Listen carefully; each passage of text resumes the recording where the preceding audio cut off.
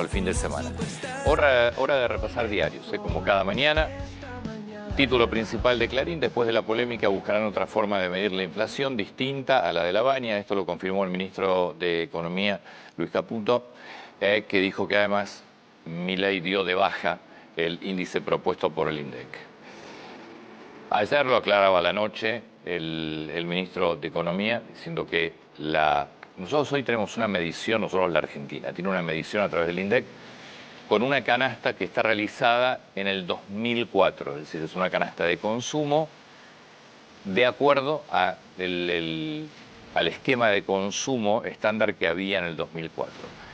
Esta nueva canasta, que debería haberse implementado y que fue la que generó la discusión entre la baña o las diferencias entre la baña, el presidente Javier Milei y el ministro de Economía, y terminó con la salida de la baña, esta canasta se había hecho en función del consumo de 2018.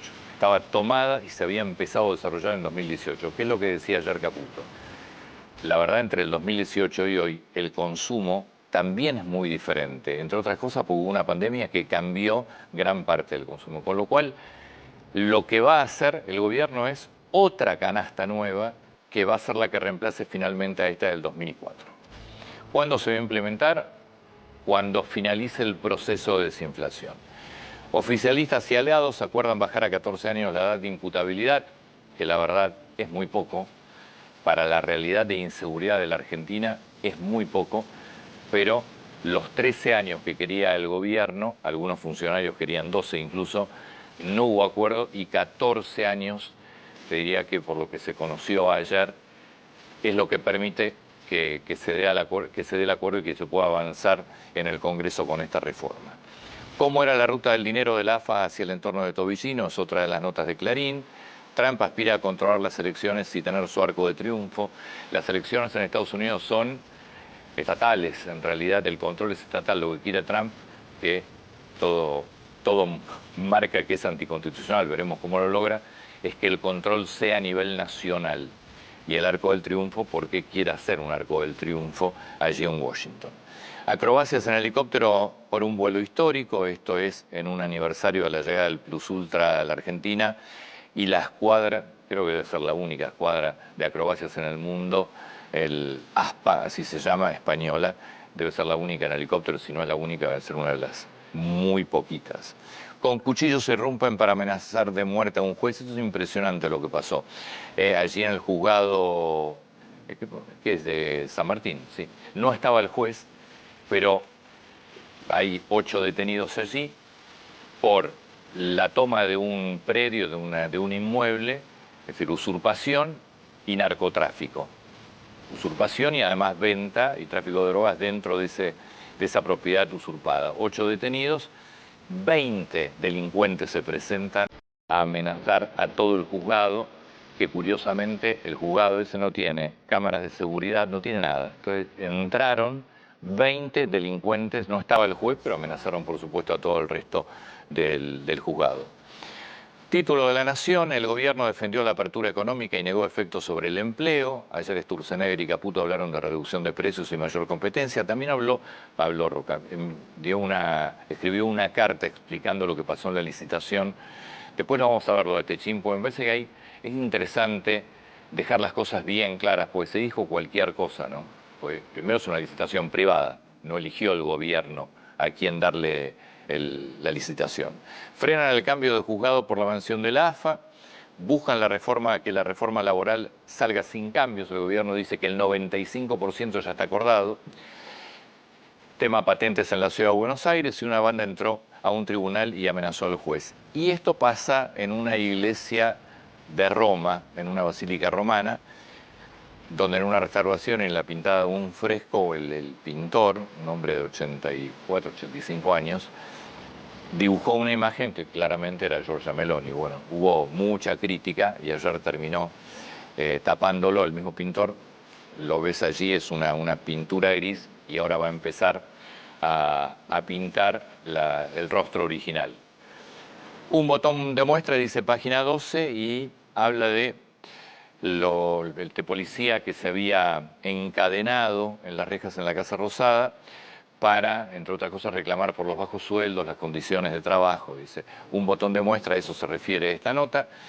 El cartel Policía Federal, corrupción, Superintendencia de Transporte, el cuento de la buena pipa, tema otra vez INDEC, es lo que lleva página 2 en la tapa, y 35 heridos entre palos y gases, marcha del miércoles en Plaza de Mayo y en la zona del Congreso, sobre los jubilados. Título del cronista: el gobierno juega a fondo con la reforma laboral y rechaza modificar la ley para garantizarse votos.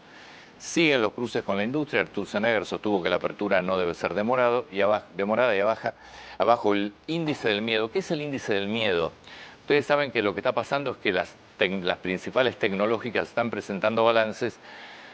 Te diría que en su mayoría no son balances buenos frente a lo esperado, salvo algunas excepciones, y esto generó que empezaran, diría, a caerse, sobre todo el tema de las acciones, tanto de empresas tecnológicas como no tanto. Por eso hay mucha volatilidad en el mundo, y ahí estás arrastradas las argentinas, que en las últimas jornadas vienen cayendo y mucho. Y hay un índice precisamente que se llama índice de miedo, que es el índice de volatilidad del mercado, que lo que mide ese índice es qué cree el mercado que está pasando, y cayó 15%, se modificó ese índice, lo que te muestra que hay una sensación realmente de mucha volatilidad y temor. Acá está entrando a jugar mucho el tema de la inteligencia artificial como posible escenario de trabajo y de inversión, por eso las tecnológicas. Nos vamos a Crónica Popular y Olé. Bueno, la polémica está de moda, tema textil, los precios de la industria textil. Levantaron el paro de trenes y el servicio se brinda con normalidad, creo que es la gran noticia. Si estás despertando ahora y no te enteraste ayer, hay trenes, ayer se dictó la conciliación obligatoria. Reforma laboral, aumenta la tensión entre ejecutivo y gobernadores, pero todo indica, según el gobierno, que hay acuerdo. Más de 45 heridos por ataques de palometas. Esto pasa en general cuando hay mucha temperatura en todas las zonas, ya sea de Rosario o de Entre Ríos. Por supuesto el Paraná es uno de ellos, de los ríos que mayores ataques cuando vienen días de mucho calor tiene. Roberto Baldo y su señora fueron liberados, otro argentino fue liberado en Venezuela, más de 400 días detenidos. Y atención Boca, lesión de Ceballos y lesión de Ander Herrera. Diario Popular, alertan la justicia por ataques narcos a jueces y fiscales. El Changuito se sumó a la enfermería Ceneice. Tensión, gases y detenciones, miércoles de jubilados, allí en el Congreso. Y la Fiscalía brasileña pidió prisión preventiva contra la abogada, ¿se acuerdan? Esta abogada argentina que hizo este gesto de racismo en Brasil, donde con esas cosas no se jode. Ahora están pidiendo ya directamente prisión preventiva. Está con tobillera. Bueno, paso de largo porque le voy a pedir a Emiliano que me cuente la tapa de Olé, es parte de la enfermería de Boca. Ayer hubo doble jornada de entrenamiento, como es habitual en Boca Juniors.